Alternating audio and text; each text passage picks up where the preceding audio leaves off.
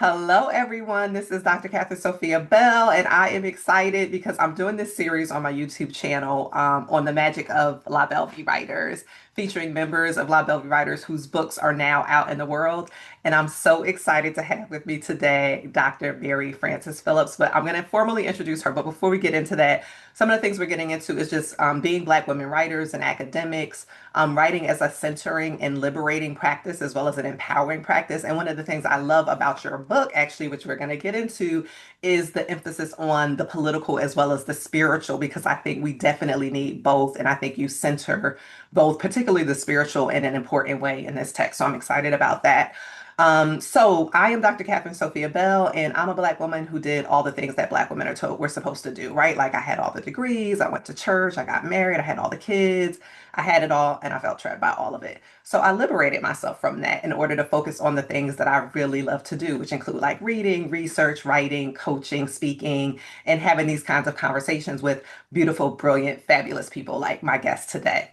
So if you are not already a subscriber to this channel, make sure that you subscribe, make sure you like, make sure you comment, make sure you share, because I know this is going to be an amazing conversation. So I have with me today Dr. Mary Frances Phillips, who earned her Ph.D. in African American and African Studies from Michigan State University. She earned her Master's in African American and African Studies from The Ohio State University, and she earned a Bachelor's of Science in Health Studies from Michigan State University. I would like to get into this as well, like that pivot. Not that there necessarily is a pivot, because there's certainly overlap between health studies and African American and African studies, but I'm definitely curious about that going from that Bachelor's of Science to the Master's and PhD in African American and African studies. But Dr. Phillips is a historian, a scholar, activist, and public intellectual. She is Associate Professor of African American Studies at the University of Illinois Urbana-Champaign. Her interdisciplinary research agenda focuses on race and gender in post-1945 social movements and the carceral state. Her scholarly interests include modern Black freedom struggle, Black feminism, and Black power studies.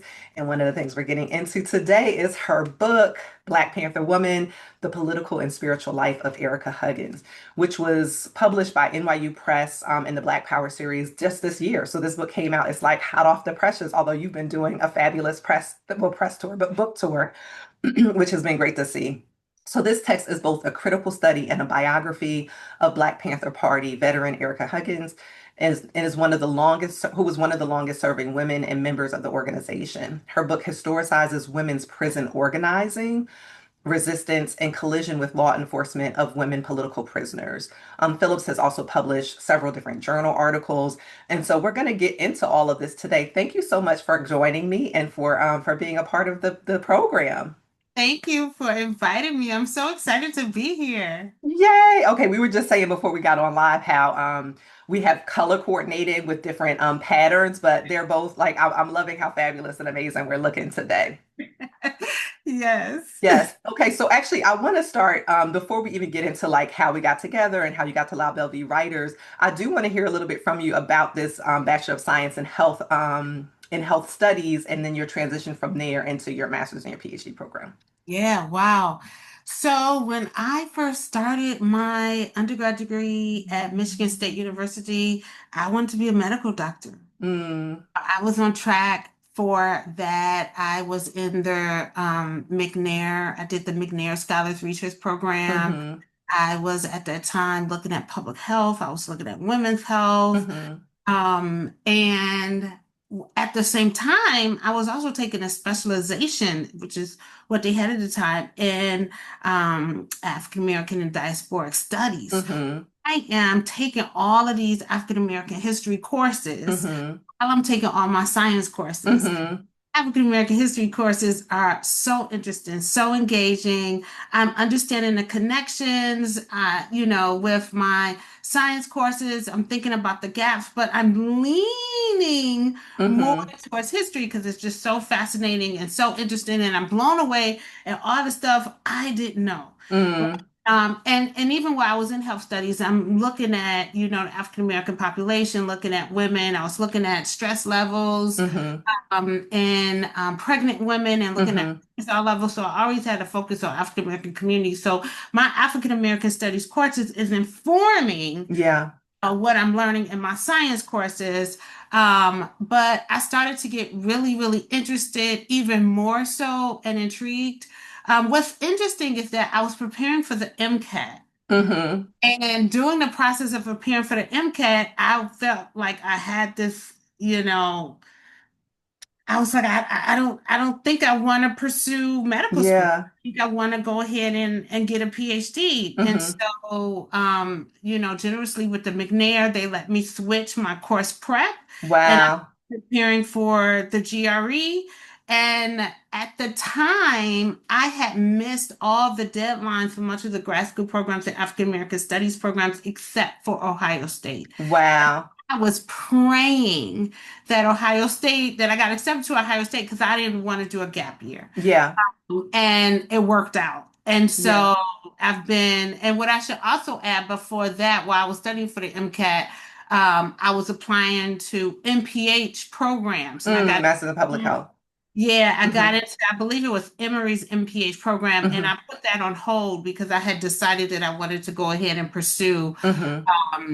a PhD. And so anyway, then I got switched prep courses and just kind of got on the PhD route. So that's how that happened. I love this story. You know, I love a good pivot. And I think it's so important, again, like for Black women, for high achieving Black women, a lot of times it's like we said we were going to do this thing, so we have to stick to this thing, as opposed to like Yeah. really taking a pause and checking in with yourself, like, okay, I thought I wanted to do this thing, but now this other thing that I've been, I thought I wanted to do medicine, I thought I wanted to go to medical school, and now I'm taking all of these classes in history and Africana studies, and I'm feeling pulled by this other thing, and just giving yourself permission to like get out of the lane for medical school and get into the lane to pursue graduate studies in African American and African studies. Like just Yeah, giving yeah. yourself permission to do that. Like what was that like for you? Was there a lot of vacillating? Did you like were there people you had to talk to about it, or was it a pretty seamless transition? So it overall it was a seamless transition Mm-hmm. because of all the conversations that I was having, Mm-hmm. mentors, people, in the McNair program. I got really good advisors and support. Hold on, let me Mm-hmm. I got really good advisors and support staff. Mm-hmm. Give me 1 second No here. problem. Shout out to the McNair program too, and the mentors and the supporters in that program. Yes, yes. So I got a lot of support. So, I knew whatever I was getting my bachelor's degree in, as I started to realize I'm not sure if I wanted to do this as a career, Hmm. I was getting the messages, look, you can pursue whatever you want to pursue I when you love get that. your advanced degree. You Yeah, don't have to get a master's degree or a PhD or whatever other degree in yeah, what you got your undergrad degree in. So yeah, that opened everything up for me. So I yeah. started to see, the world differently. I Hmm. started to see kind of, wow, I can pivot and I can do this and I can do that. And I don't have to be boxed in because my degree says this. It's Hmm. about how you navigate it and how you make those connections. So it worked really well for me. But yes, the McNair program was everything and really helping me understand that I could pivot and how to Hmm. pivot and that it was okay to pivot. Yes, I love that so much because a lot of time, like I'm sure there are professors and academics, and then I found that a lot of people watching this YouTube channel, shout out to the people who are not necessarily academics, but they're like, this still resonates and tracks in corporate or in, not necessarily higher ed, but like K through 12 education or other kinds of professions. Like there are similar kind of things that happen for Black women in different professions. But I'm also thinking about like undergrad or graduate students who may be in a similar position where it's like, okay, you thought you wanted to go to law school or to medical school, and now you're thinking, no, I might want to do a master's or PhD or something else instead. So I love stories of Black women who choose themselves and what really resonates with them and decide to go with that. So I'm loving this and I appreciate you sharing that with us. Okay, so take us a little bit from you do the master's, you do the PhD. What was it like for you, like doing the job market and navigating the track to tenure and all of that kind of stuff? So I have a very interesting story, Hmm. to be fully transparent with Hmm. my journey into academia. Hmm. So I had when I was in undergrad in Michigan State, I had did some study abroad Hmm. programs, and got the opportunity to do some work abroad in Liverpool, and Hmm. I was able to meet some wonderful mentors abroad who was doing work in African American studies. Hmm. And I kept in contact with those mentors. So I Hmm. kept them updated as I, got into, whatever school I was going to. And I just kept in contact. And in fact, when I got into Ohio State, that mentor, when I was abroad, I was telling him I got into Ohio State. I was so Hmm. excited to get into the African American Studies program. And he said, "Hey, you need to connect with this person when you get there. Hmm. This faculty member looks out, blah, blah, blah." So I did that. I stayed in touch with him or what have you. And so when I was finishing my PhD program, he said, "Look, we have a position. It's a lecturer line, with the City University of New York at Lehman College. Go ahead and apply. Hmm. Interested, there will be a tenure track line open in the next year. You can go Hmm. ahead and apply. Of course, we don't know if you're going to get it, but Yeah. it's worth pursuing, Yes. And so I did. I took the lecturer line once I finished my PhD and was there for that year, teaching a lot of classes, but still like you new to New York, learning Hmm. New York, learning the system. I'm a newly minted PhD. Hmm. And then the next year I applied for the tenure track line and I did get the tenure Hmm. track line. So I was really Yay. lucky in that regard. That Congratulations. Well, they were process. fortunate to get you too because you're Yeah. brilliant and fabulous and amazing. Thank you. Thank you. So that process worked out really smoothly. Now, since Yeah. then, I've been on the job market and what have you, Yeah. and in the political climate that we're in, Yes. knowing how challenging and difficult and in the moment that we're Yeah. in. So yeah. Well, I appreciate you sharing that because one of the themes that I'm hearing consistently from undergrad in the McNair program through to, you doing the going on the job market and going from lecturer to tenure track is having solid mentors and like having a Yes. mentoring network and having people that you trusted and that believed in you and encouraged you. And I also love, again, like the encouragement of like the world is your oyster. You can really do whatever you want to do, not trying to like pigeonhole you or narrow you down. So it's just always good. Like, we would not be where we are if we didn't have mentors and sponsors and people just like looking out for us. Like it takes a village, it takes a community, not just to raise kids, but to like put adults and scholars and all of this out into the world. So I appreciate you sharing about that. As well. So at what point in these processes, like at what point do we intersect in terms of like how we connected and then you getting connected with Belle Vie Writers, which started in Mm, 2020 during the whole yeah. pandemic and shutdown and all of that kind of stuff. But tell us that story. Yeah. So, where when we think about 2020 and that moment of isolation, Mm-hmm. navigating COVID Mm-hmm. safely, also wanting to be around family and trying to navigate that, but they're also looking for a writing community because Mm-hmm. the sense of isolation, at least for me, felt Mm-hmm. amplified, which I'm Yeah. sure it was for many other people. And, you know, um, I wanted to be connected with a writing community for that accountability piece, Mm-hmm.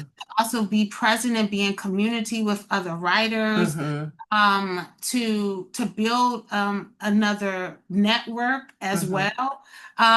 And when you're writing with other, for us in the label, all Black women, you feel safe, you feel Yeah. comfortable, you feel like you're writing in a generative space. Mm-hmm. And so if you have questions, if you're working through something, resources are shared. Hey, even just the presence of someone else. And Yeah. I really needed that at Mm-hmm. that time. Yeah.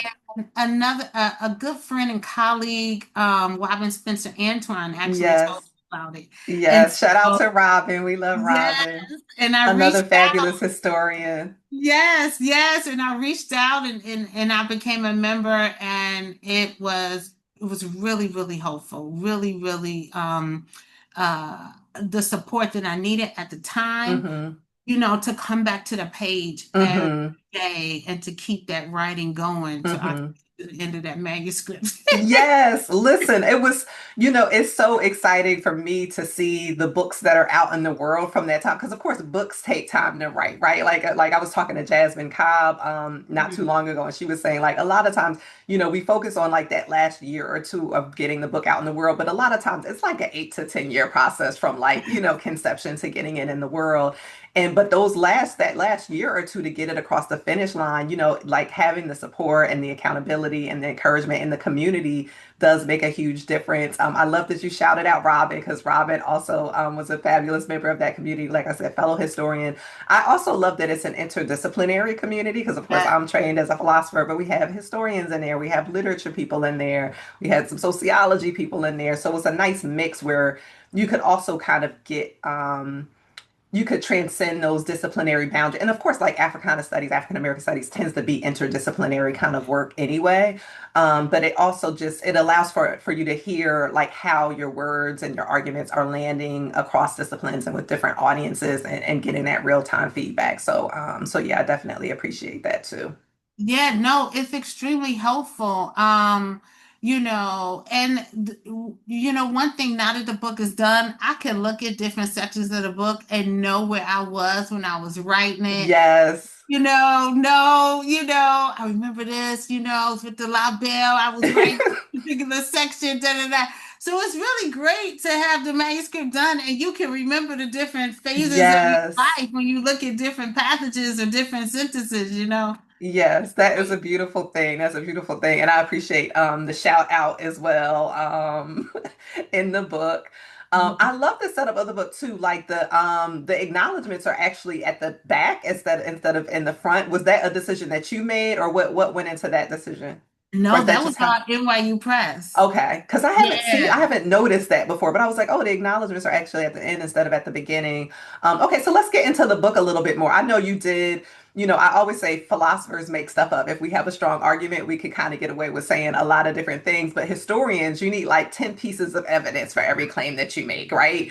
And I tend to be somebody who does archival research. Like I try to give some I would not never claim to be a historian, but I do try to give some historical context to like the figures that I write about and that I work on. But you were definitely deep in the archives with this project. You also have these oral history interviews and you talk through balance. And then you're also working on somebody who's still alive, right? Because something else that I sometimes joke about is most of the people I write about are already dead, right? Like they can't complain about what I've written or what I didn't. It's a different kind of pressure when that person is still present in the world and this especially such a large looming presence.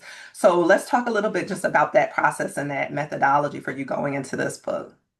Yeah, so for Erica, she's a notable figure. Many people who are familiar with the Black Panther Party have some Hmm. sense, generally of Hmm. Ericka Huggins' story, right? Hmm. For me, but they know certain parts of Ericka Huggins' story more Hmm. than other parts. For example, Hmm. they may know about her serving as the director of the Oakland Community School, or they may Hmm. know about her in the context of being a poet, you Hmm. know. But or many people are familiar, with what got her incarcerated. Hmm. However, I wanted to really tell a story on her life Hmm. that most people don't know about, that was a Hmm. little bit more hidden, that was a little bit more harder to find. So I was very interested in what her life looked like during her incarceration. So what hmm did Black Panther Party activism for women in particular look like under hmm incarceration? hmm How did she survive? How did she build community hmm through this? A community within and community on the outside, hmm and what kind of gave her the strength and resilience to get hmm through those 10 years. And I was very interested in her interior world, hmm right?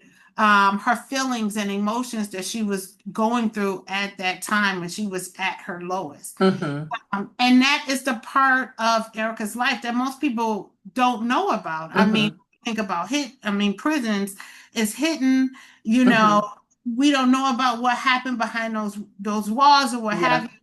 And so that became a journey unto itself because it's hmm even harder to get prison records. It's even hmm to kind of find out what did her day-to-day life look like. hmm And so that's what I decided I wanted the heart of the book to be, because Hmm. that's where, for me, you see the truest form in a lot of ways of Hmm. manifestation of the spiritual and the political coming together. Yeah. Um, and so, that was the story Yeah. that I wanted to tell. And that took me on a whole journey. It initially didn't start there, Hmm. it started in another place. Hmm. But over time, as I was doing the research and I just kept digging and digging and digging, you kind of find your place and figure Yeah. out what you want the story to be. Uh, Hmm. and most generatively, it really advanced the literature, Hmm. because, when we think about prisons, for example, it's a lot on institutions. It's not as much on the people, or even more particularly, women's Hmm. in prison, right? Hmm. It's not so much on that. And then looking at women political prisoners. Hmm. So that's how, but the book, I mean, it took years to write. Yeah. It's a lot of oral histories with Ericka and people who knew her. So I spoke to Ericka over Hmm. the course of 10 years. And I put 10 years as the mark in the book because that's kind of where the book kind of manifested Yeah. into the story we know it to be. I actually was talking to Ericka before 10 years. Yeah. You know what I'm Yeah. saying? But I needed to locate a little bit, to really speak to the story we know of the book. But so, ongoing conversations with Ericka Hmm. and people who knew her, as well as a big deep dive in the archival research. So I use a lot of her prison records, which she had Hmm. to sign over for me to use. Hmm. I use FBI records. Hmm. I use internal memos on the Black Panther Party in the Oakland Community School. Hmm. I was able to come across some unpublished letters that is, in a lot of ways, is the heartbeat to Yeah. Erica when she was going to trial. So Hmm. this kind of underground collective that she developed called the Sister Love Collective Hmm. with other women, in which Yeah. is providing them support resources, her and another woman who organized with her, support resources, medical resources, serving their emotional needs. Yeah. Letters is really where you see all of the advocacy Yeah. happening, building relationships with, journalists, and Hmm. while she's going to court and what have you. So, as well as looking at records at the Library of Congress, looking at, as much material as I can get to learn about her family background, you know, so it was a deep dive. It was a Yes. deep dive in the history, and it wasn't easy. I ended up going to the prison that Ericka was incarcerated at. Hmm. Um, that was a process. Hmm. And this is in Connecticut, right? This is in Connecticut, Niantic, Hmm. Connecticut. I end up going to the sale where they believe that Mm. Panthers were Hmm. at the time, and so, and the dorm where they called it dorms, where they believed that the Panthers were at. Hmm. So, I, I very much wanted to kind of excavate Yeah. this history and bring it to life as much as possible. And I write it in a way that is really intimate because I want Yeah. you to be able to really experience Hmm. what it was like for a Black Panther Party woman at the time, who was a mother, who was a widow, who was a political prisoner, and what she was going through in 1960s, 1970s Hmm. Connecticut. Okay. Hmm. I mean, that due diligence and care and attentiveness definitely comes out in the text. I mean, and it's something to look at, like being in archives is its own spiritual, sacred kind of practice, right? When you're able to sit with the archives of the people that you're working on, whether it's letters or I mean, I imagine the prison records are its own kind of a Yeah. thing, but then also being able to be in the physical space, like there's something that, well, there's a lot that Google and AI cannot offer you, right? Right. That you have to, and this kind of quick, with all of the hallucinations and lying and filling in Yes. false, whatever that's happening with AI. But like there is something to really doing the work, doing the labor, doing the exploration, the analysis, and all that it takes to like to talk to different people and to go to different places and access different records. And again, to get permission, like one of the things you mentioned in the book, and you've referred to Ericka as Ericka, and you talk about how like I want to acknowledge that we cultivated like a relationship over this time, right? Like it's an interpersonal relationship. It's not She's not just this subject or object of study, but like Yeah. this is like a person with whom like we got close in different ways over the course of writing this book. So I appreciate you naming that as well. But it takes a lot, like like you said, for her to trust you, to give you permission to access records that you could not access without her permission, right? Like I think that says a lot about um, being able to cultivate that trust and that respect from her to move forward with this project. Yeah, so her prison records contained some of her medical records in Mm-hmm. there. It contained like those health records. It contained a journal, or in Mm-hmm. particular, a log that correctional officers kept on her that really monitored her everyday behavior. Mm-hmm. And that offers such a understanding of what her Mm-hmm. life looked like during incarceration. Yeah. So, I wanted to talk to her about that, Mm-hmm. and get a response from her. So, I wanted to think about what the state was saying about her, and then, hear what she had to say in response to the state. And sometimes Mm-hmm. she would say, no, that didn't happen. Other times she would say, yeah, that happened. And I think I did say that, Mm-hmm. what I'm saying, or, and this is why, and this is what was going on. And so, I tell both stories. Yeah. And there's times when the archives or the stories of the people in the archives don't necessarily agree. Mm-hmm. And so I tell both stories and let the reader make their own, Mm-hmm. decision in how they process the. Mm-hmm. It's also not lost on me that you started with this bachelor's in science with the intention of going to medical school, and that this comes up in terms of you like having access to these health records, but also looking at how Ericka, like part of her coalitional work and activism was getting access to, medical support and prenatal support, right? And things like that.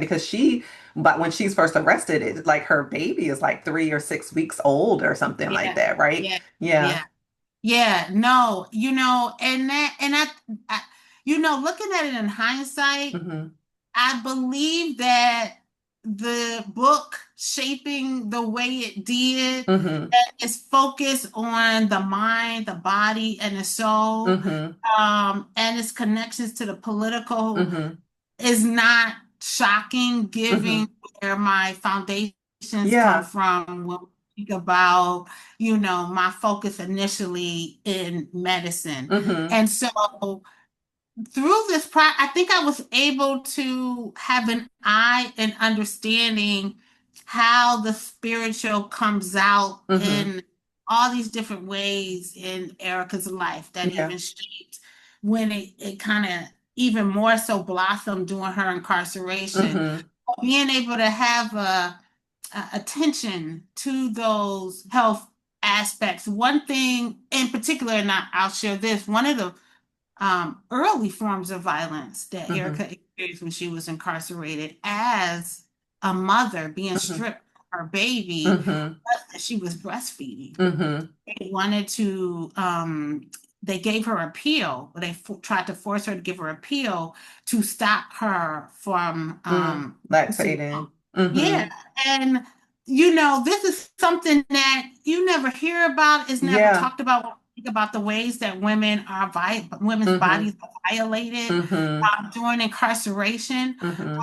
And that took me on a whole, researching the medicine that they was trying to give her and that Hmm. whole story and looking at the literature. There's Yeah. a body of literature that takes up a lot of that. And so, we just don't know those stories. And so Yeah. I really wanted us to look at what does gender violence look Yeah. under incarceration, and Hmm. what are these women doing during this particular time where they don't have like the same kind of resources that Yeah. we have, right? I mean, Yeah. really have nothing. And so you're really looking at these kind of indigenous, Mm-hmm. creative, Mm-hmm. ingenious ways that they got to figure out how to support each other. And you really see that mutual aid and that Mm-hmm. support and that history. Yeah. You think about Black women's legacy Mm-hmm. with mutual aid societies really come to fruition during Yeah. the period of incarceration for Ericka. I mean, I think there is so much there for us to learn from in the current context. Like earlier, when we were talking about like, the university and what's happening in the current climate and all of that kind of stuff. It's so important to remember that we do have models and strategies that have been effective, again, with far fewer resources available. And Yeah. how do we continue to tap into that? So I feel like this book it's evergreen, but also very timely to think about like, what does it mean to live like under surveillance, under this kind of Yeah. suppression and repression? And what are the ways that you can find to maneuver like we're always being toward freedom, even under the most repressive kind of seemingly totalitarian context. Yeah. And I think we have evidence of that in the stories that you're able to tell about like Ericka and Sister Love and what they're able to do, like you said, in terms of mutual aid, in terms of finding medical support, in terms of coalition, like interracial coalition is also mentioned. And thinking about like I also love you naming a lot of times when we think about like say the prison industrial complex, like we think about the bigger system, which is important, but there are humans and people and lives that are touched by that. So like humanizing and looking at like, on a deeply personal level, what that looks like day to day, I think is important to take it out of this abstract prisons are bad, which yes, but also like let's like what does it really mean to like be under this kind of, surveillance and suppression and violence and things like that. So I appreciate you getting into that while also getting into these are the resources and tools that are cultivated mostly internally and in community in response to that. So let's get more. So some of the things you mentioned are like writing and poetry and yoga and meditation. And actually, let me pause here on the writing thing as well, because one of the things that I'm hearing a lot, and we heard this even like back in 2020 with La Belle Vie Writers, right? Like it's like George Floyd is happening, the pandemic is happening, and it can feel very discouraging. Like, what is the point of like what impact is writing having at a time like this? And I always think about like, Toni Morrison saying like, now is precisely the time when we have to write, when we have to do our art. But I'm also always struck by whether it's like Ericka talking about the impact of being able to read poetry and things like that, and how that like just moved her and kept her and helped her persevere. Or even like with Asada Shakur recently passing, I was revisiting her autobiography where she talks about like when before she's incarcerated, like when she's still in the hospital before she's incarcerated.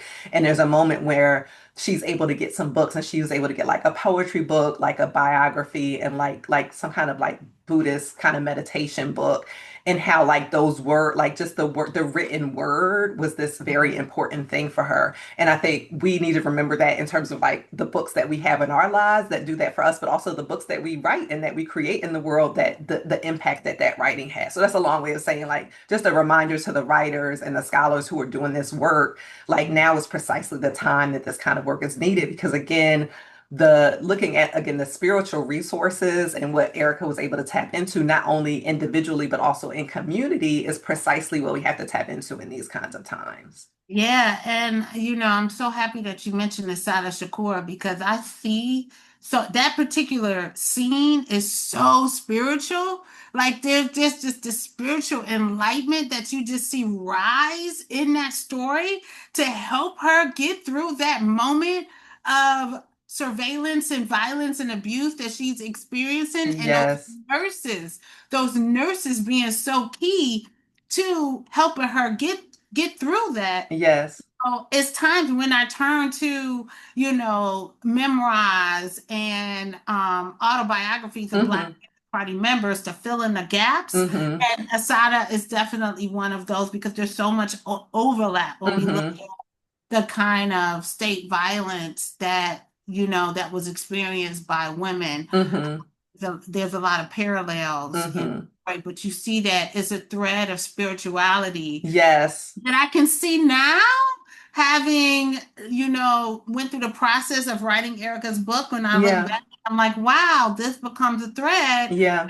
see in a lot of these stories as far as the kind of resistance strategies to get through carceral violence. Absolutely. Angela Davis, I would put in there as Yes, well. absolutely. And Yes. she, and I mean, of course, I know her in the context of being a philosopher because she's also a philosopher, in her autobiography and her Women, Race, and Class and her, prison abolitionist work. But I've also seen her in that like Black Buddhist spiritual practices context and meditation context, or even somebody like Rosa Parks that like Stephanie Evans did a lot of work of Yeah. like, looking at those images of her in the Library of Congress practicing yoga and things like that. So these are spiritual practices that Black women have had. I think we tend to think about Black women's spiritual practices only in the context of the church, which Yeah. certainly that was there, but there were also these other modalities and ways of connecting to spirit, that have been less frequently talked about. But when you look at it, you're like, oh, these connections were there, and there were various different Black women who were in this kind of civil rights, Black Power, Black Panther era who were tapping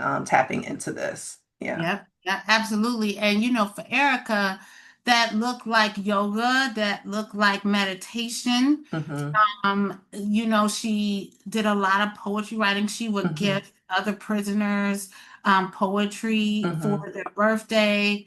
Also, she built women-centered initiatives with the Sister Love Collective that she formed, and they're Mm-hmm. like doing hair was the Yes. foundation, was the home base of the work that they were doing, but they also built women's bail fund. They also, Erica is connecting women with their children and with their families. They Mm-hmm. redesigning their prison uniforms. So, resistance looks so many different Yes. ways in the Mm-hmm. context of the activism, and then so many stories comes out of Erica's story. But Mm-hmm. what I want to add is while we see these different forms of movement art, Mm-hmm. right?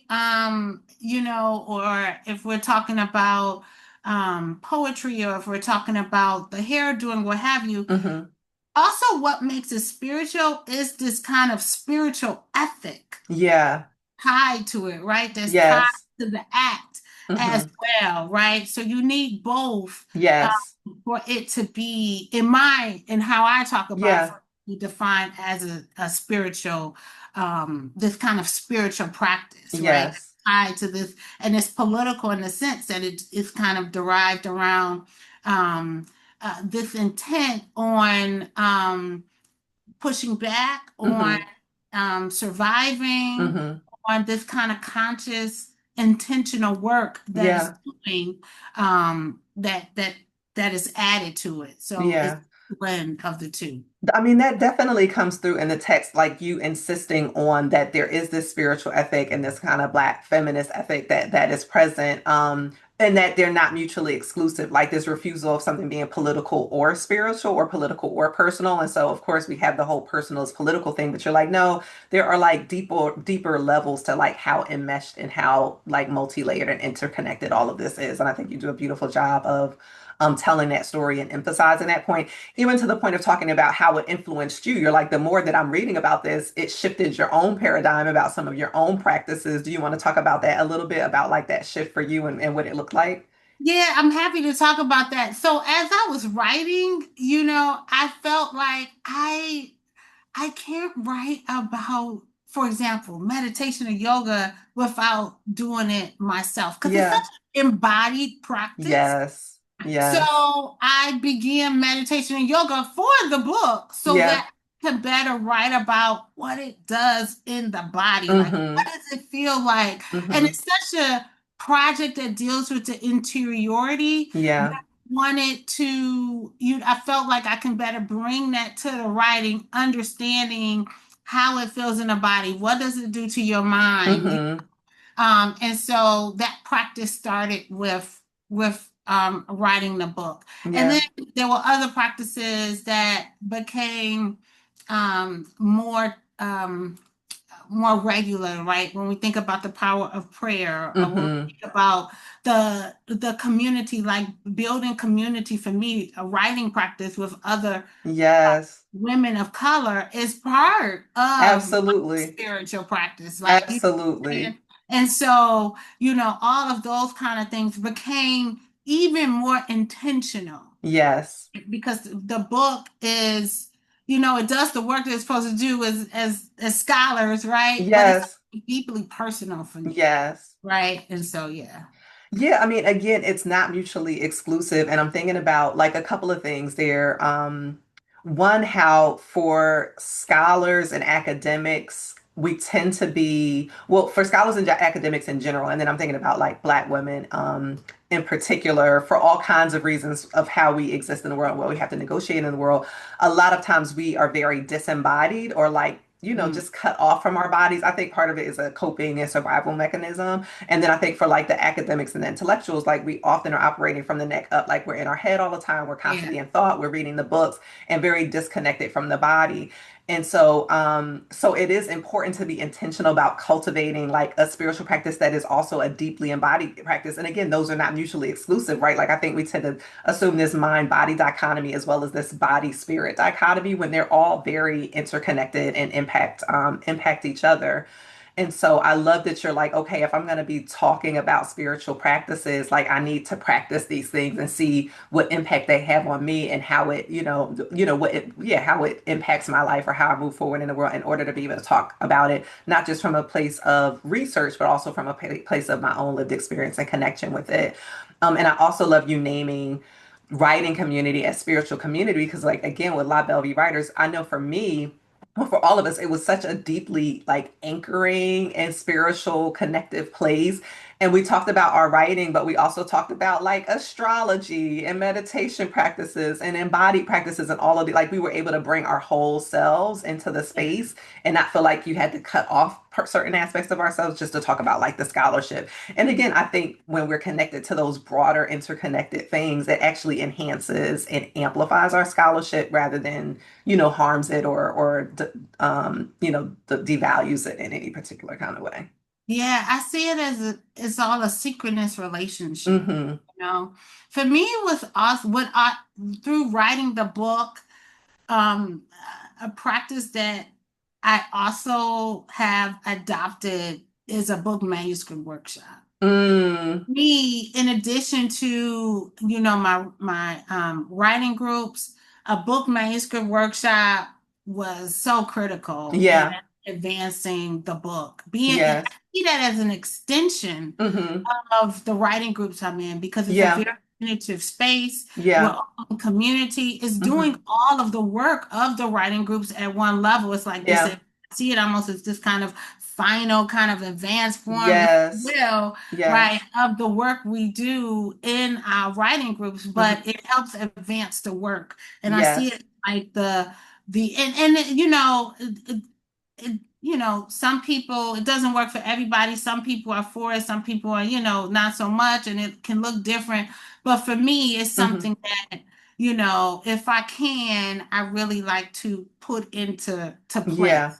I Um, love that. Yeah, well, so I think I'm a fan of book manuscript workshops. And when I was directing the Africana Research Center, for example, one of the things that we did was, and we do this with some, like, we did it with some postdocs in the philosophy department as well. It's like having somebody who's like an expert in your field look at your whole manuscript, give you some generative feedback, and it's very helpful before the book goes out. The proposal goes out to the press and all of that kind of stuff, just to get people who like they're like, because the writing group is one thing, it's a place to show up for the accountability to get the words on the page and things like that. But we're not necessarily workshopping our work. We're talking about it, but like people are not reading whole chapters of your work and giving you feedback on that. But the book manuscript workshop is great to have somebody like literally the job of the people coming to workshop your project is to give you and your project their undivided attention, give you some generative feedback of things that you can improve or things you can tweak, or help you sometimes see themes and things that you're in it so much it's hard for you to see from the inside. But somebody coming from the outside is like, oh yeah, because there's this, and this, and you're like, okay, let me write that down real quick because right. I hadn't quite articulated it in that way. So I am a fan of the book manuscript workshops in terms of getting just some really solid feedback ahead of it going out for, to the press and under review and all that, because it's kind of a pre-review review for your book. Yeah, yeah, exactly, exactly. And you know, what's interesting for mine, I had already had my first I might have even had all my reviews by the time my book manuscript workshop came. But for Oh, me, wow. So you were able to workshop it after you got your reader reports back. hmm. Okay. Okay. Yeah. And for Talk to us me, about that. yeah, what I felt like for me, why I felt like I need to do a book manuscript workshop because I Mhm. felt like something's still missing. Okay. I had everything together, but I Yeah. was like, it's still, and you kind of know Yeah. Yeah. with your own work. I was like, it's still some gaps that I feel like have some Hmm. connections, and I still have some time. And Hmm. so, that book manuscript, and I was able to bring all of that to the book manuscript workshop. Hmm. We kind of worked through everything. Hmm. And so, and it could happen at different phases, you know what I Yeah. mean? And I don't know, that could be some of the perfectionism or what have you, but No, I I love also that you did it this way. That you're like, okay, it's already gone out for review. I have these reader reports, and I feel like there's something that's missing. There's something that I'm not seeing. So, what eyes do I need to bring in to help me like pull, like put the yeah. pieces together in a particular kind of way? And I mean, it sounds like, again, this sounds like a great theme for you, where you're like, you know what you need and how to tap into like the support, the mentoring, whatever it is that you need in Yeah. order to, advance a project. And I want to also mention the NCFDD, the National Center for Yeah. Faculty Diversity and Development, Hmm. because I think also going through that program, Yeah. so understanding that mentorship as key is something that, was that I had as an undergrad Right. on And the multiple program mentors, global, and even multiple international for mentors. you. Yeah. Exactly, that I had from the programs I was in. Like they're Hmm. telling me as a young, undergrad student, mentorship is key, mentorship is key. But Hmm. it wasn't until NCFDD, and I kind of had the multiple mentorships and all of that, like you Hmm. said, like I've, kind of explained. But the NCFDD helped me think about it in more intentional ways. Yeah. Like one mentor can't do the work of all. You need Right. mentors in multiple capacities. And so, Yeah. it kind of helped me see even more like everything is about networks, Yes. Yes. And and how community. and Community. community, Yeah. right? Because I Yes. think sometimes people think networking, like, I don't want to network because it feels transactional. Oh, yes. But I Yes. think again, looking at that through the lens of community, it's like you're constantly in community with other people, and there's always some times when you are in a space where you need to receive more, and times when you're in a space where you're able to give more. But there is, some reciprocity there in terms of Yes. like just being in community. Again, it's the what we were talking about earlier in terms of like, how do you show up in community and make sure that everybody is, getting what they need together cooperatively. That's Yeah. right. That's right. The mutual Absolutely. aid that you described. Yeah. Yeah. Yeah, Yeah. I mean, I joke that I'm poly in my personal and professional life. So I'm like, yeah, let's not do the mono mentor model. Like, let's do the poly mentor model, right? Like, Yeah. what are your different needs? In your personal life, what are your different needs that you have, and who are the different people that are best suited to meet those needs? And in your professional life, what are the different needs that you have, and who's in the best position to meet those needs? And that I find, again, in personal and professional relationships, it allows people to play to their strengths, so it doesn't feel so transactional and extractive, right? Like, Yeah. I'm a encouraging words of affirmation person. It's not a heavy lift for me to pour into people like that in that way. But if that's not your thing, then it's going to feel like a burden to give that to somebody who needs that. And that's not the thing that you give, freely or generously, right? And so Right. part of it is figuring out what your needs are, but also figuring out whose strengths play to what those needs are so that they can show up fully in that and it doesn't feel like this burdensome, laborious thing.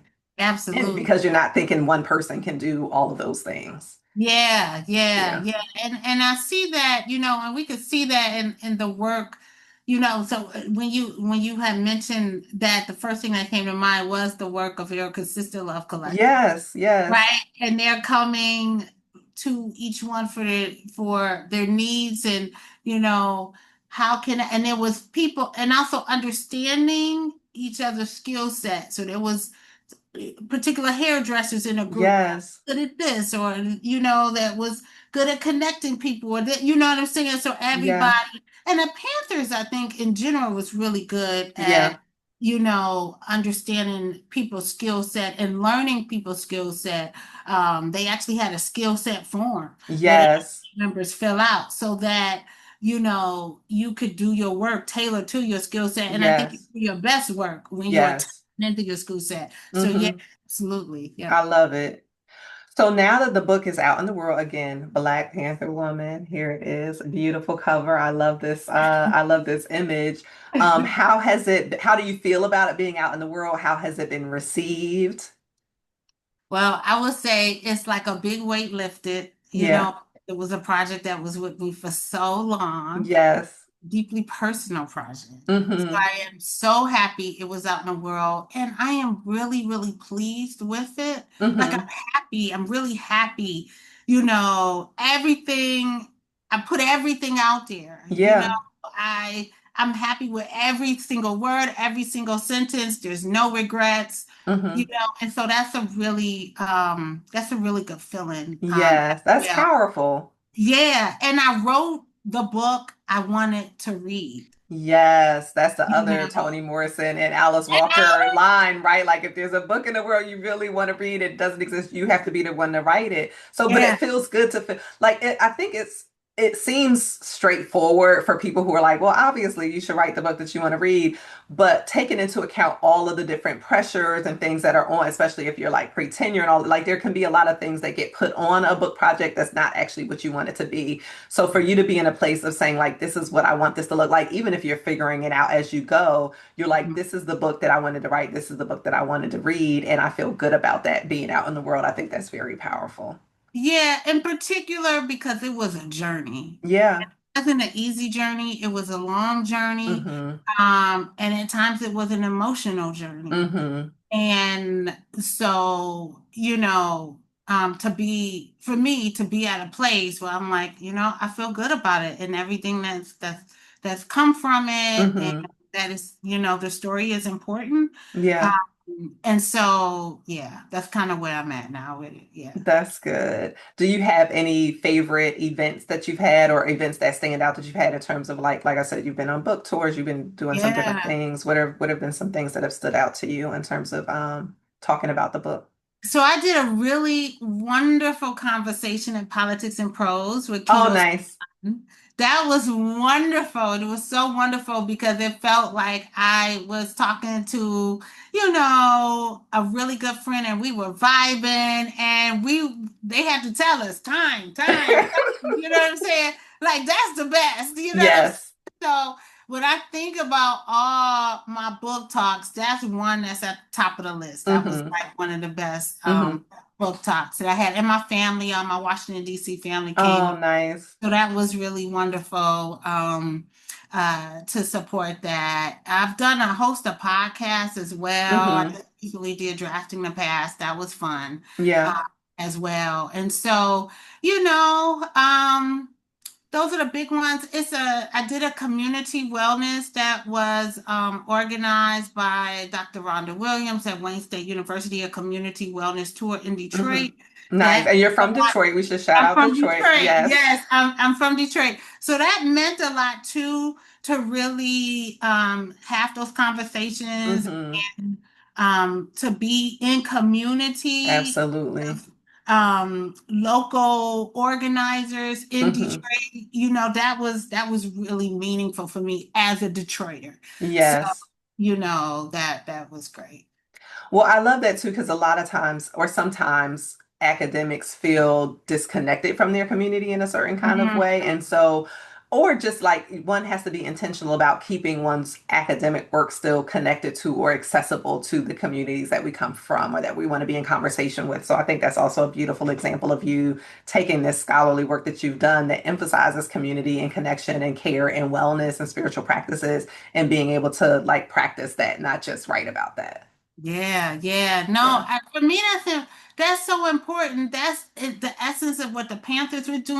Mm-hmm. That's the essence of what, Ericka was doing and the Yeah. other women that she was organizing with. Mm-hmm. That's part and parcel to the work of what it means to be a Black Studies scholar. You Yeah. know what I'm saying? So for me, that's the practice part that, Yeah. is critical. So Yeah. there's always been a connection. Like I took that seriously when we think about social responsibility. Yes. And so as a Black Studies scholar, that's vital. So Yeah. yeah. Yeah. What has been happening in your life since the book has come out? Yeah, so I am now at the University of Illinois Urbana-Champaign, Yeah. having a wonderful time. I love it. That's one in terms of places where I've given talks, that's been one of the best. Like they have some great students. I forget the name of the center that invited me, but they were so like they were so prepared and intentional, and there was a lot of care there for a thing that I did in person years ago. And then I also did like a virtual thing during the pandemic times where I did this talk on Audre Lorde, where I literally like burst into tears thinking about like I don't remember who just passed, but there was like a Black woman scholar who had just passed away, and it was just like thinking about the weight of like how these institutions and these systems can just wear down on us, right? Like again, Yeah. going back to the themes of the book, and they just held space. It was like I wasn't embarrassed or ashamed. It was just like I'm showing up as my full authentic self, and these are the emotions that are coming up for me, and I can't not talk about them when we're talking about like Audre Lorde and care and the erotic and all of this other kind of stuff. So I say that to say like I've had good experiences at that university, so I'm glad you are happy to be there. Yeah, no, I'm having a really great time. I'm so happy to be here. Hmm. Let me also mention I recently had a book roundtable at Hmm. Asala, Oh, and that nice. was wonderful too. That was Listen, I saw all the social media posts about Asala, and it looks like everybody was living their best life. So I'm glad that you were part of that joy and merriment. Yeah, it was wonderful. And my Atlanta family came to my book roundtable. So Nice. that was a special roundtable for me as Hmm. well. But yeah, so it's been good. It's been a really, really great transition. That's good. That's good. Um, we haven't gotten into this, but I'm noticing them as your hands come into the frame a few times. Like nail art is also a passion for you. So Yes, would you like yes, to give the people what they I want and share the would. next? I would. So you can see my nail art. Yes, yes, yes. Love the Um, colors and the patterns and designs. yes. Gorgeous. No, nail art is I've actually always been into nail art, Hmm. but for years. But it's been finding the right nail tech Yeah. that the skill set to do the kind of nail art that I like. Yeah. So I've been with my nail tech. Oh my goodness, maybe it's been about 5 years, Yeah. 5 or 6 years that I've been with my new nail tech, Hmm. and I don't go nowhere else. I don't know where I go. She's in Detroit. I go back to Detroit. Oh wow. So you Yeah, commute to Detroit for the yeah, nail tech of yeah. Because choice. it's been a challenge. Like when you go Yeah. to like they can't do, or I should say, I think it's more of this. The clientele is Mm. requesting the kind of nail design Yeah. that I typically, am interested in. So Yes.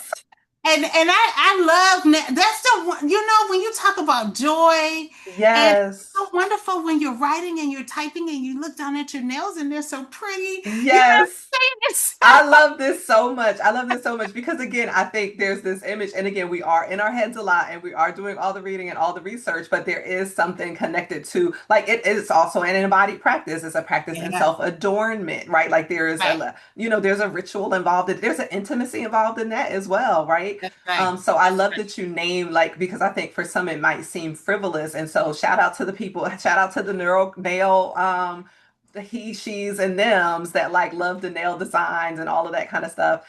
So now Dr. Mary Phillips has given you permission and encouragement to be about the nail life and connect to that joy that also brings. So I think it's important to name because like some people might think like, oh, this is a frivolous thing or not something to pay attention to, but it's like no, if this is something that sparks joy, you literally are using your hands to write every day, to type all of the, whether you're handwriting or typing or whatever it may be, and to have that as like a visual, reminder of something beautiful and something that brings you joy, I think is really powerful. So I'm so glad that you named that. Yeah, and we're living in really hard, challenging times. And so it's like another intentional, you know, activity that I engage in that Yeah. just gives me all the pleasure. And I Yes. am so unapologetic I love it, as you should with be. my Yeah. joy, Listen, I and think so, some yeah, people are gonna get free hearing that because somebody was feeling bad about wanting their nails done. They're like, the world is in crisis. How could I be thinking about my nails? And you're like, no, that is precisely the time to be thinking about your nails and other things, exactly. right?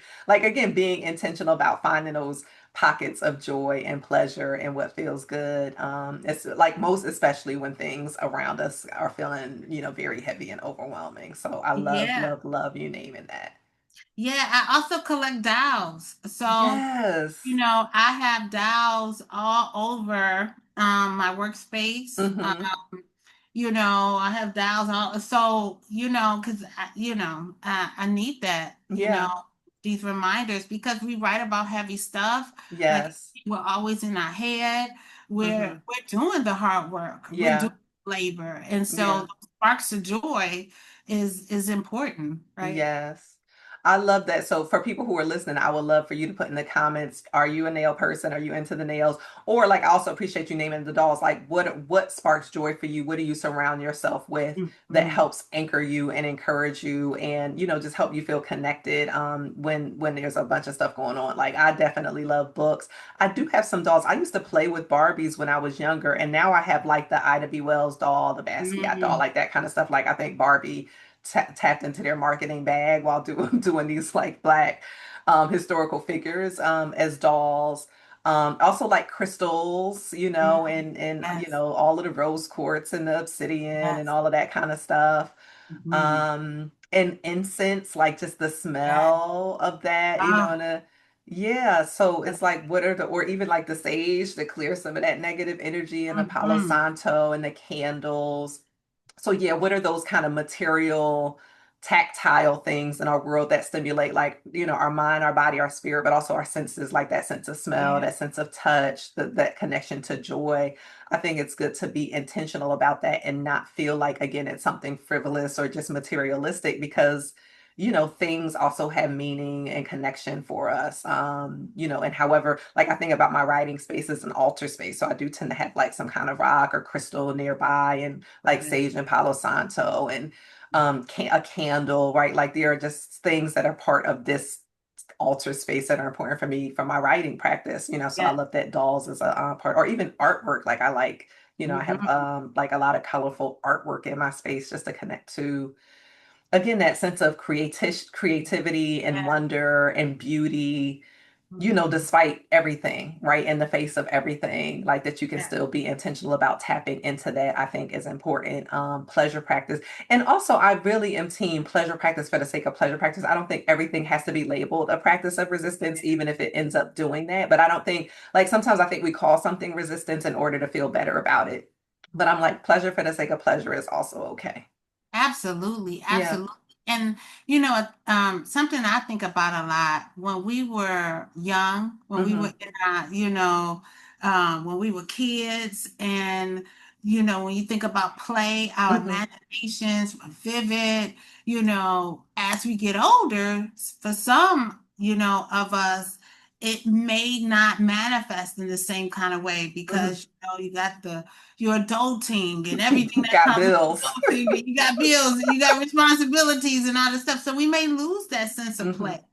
And that sense of play keeps helps me when I'm writing. It helps me Yes. outside the box. It Hmm. helps me think more creatively. Hmm. So the nails and the dials is a constant reminder, Yes. right? To not just live life on my own terms, but with the writing to do the work Yeah. as I feel most passionately about, and to Yeah. just think big as I'm. Yes. Yeah. I love you name so many things there because you're like, okay, it's the passion, it's the connection, it's the joy, it's the pleasure. It's also that creative energy, that inner child energy, that Yes. playfulness, and the creativity and the imagination, right? Yes. because so much can stifle the imagining, especially with like the social media and all of that kind of stuff. Like it can, we are inundated with so much information, like there's an information overload. And I think Yeah. this is also a great counterbalance to that information overload to like, again, dial back in, connect to that inner child, like sense of wonder, sense of curiosity, sense of like vivid imagination, creativity, where it doesn't feel so stifled and so limited, or it doesn't have to look a particular kind of way. Yes. Yeah, so the Absolutely. permission to like be with that energy as you're writing, I think is really powerful too. Mm-hmm. I Yeah. love it. Okay, well, is there anything else that you wanted to share or shout out or talk about? Not, I can't think of anything. I just really, I'm just so grateful that you invited me and, invited me to this space and we're having a conversation about the book and the Make writing sure y'all and go by get this me. book. And it's such a book of care, the way I Yes, wrote it, the story. yes. It's such a story of love. I just really hope people support it and pick it up and Absolutely. Definitely pick up this book. Again, it's a powerful story. It's beautifully written. You're a great storyteller. Again, I love how forthright you are in the introduction, talking about like, just your methods and you're coming to it and the intention behind it. And that intention comes through in the text as well. And again, I think at such a time as this, like I think we need to know our history. We need to know these powerful Black women that have existed that still, that are still, especially those of them that are still here. But again, there are just core values and lessons and strategies and ways of being in the world that are in this text that I think are very important for the times that I mean, they're always important, but I think there are times, we have these cycles of times that we live in where it's just like, how do we tap into that deep core community and ancestral and indigenous and spiritual knowledge? And so I think this text is a powerful resource for in and of itself, and as just offering some important strategies and tools for like how we navigate the world. So mm. thank you for the gift and thank you for joining me. I'm excited to have you. I can't tell you how much joy and pleasure it has brought me to again have conversations, like to hold the physical book of like, I remember when we, like mine is behind me right here. This is the Mm-hmm. book that I was working on finishing, excuse me, when I first started Belle Vie Writers. But to be able to hold up the books and say like this, like we remember when we were working on getting these books across the finish line, and we Yeah. got them done. And it's just the reminder of like, when you're in it, it can feel like, when, like, can I get this across the finish line, or how, Right. like, but when you see it out in the world, it's so powerful. So like, thank you for the gift of you and the gift of this text and the gift for showing up and talking to me on YouTube today. I Oh appreciate my it. goodness. Anytime, anytime. Oh my goodness. Yes, yes, yes. All right. Well, I look forward to keeping in touch as time goes on, but it's been a pleasure to be with you during this time. Oh my goodness. I've had such a great time. Thank you so much. Thank you. You've been fabulous, per usual, obviously.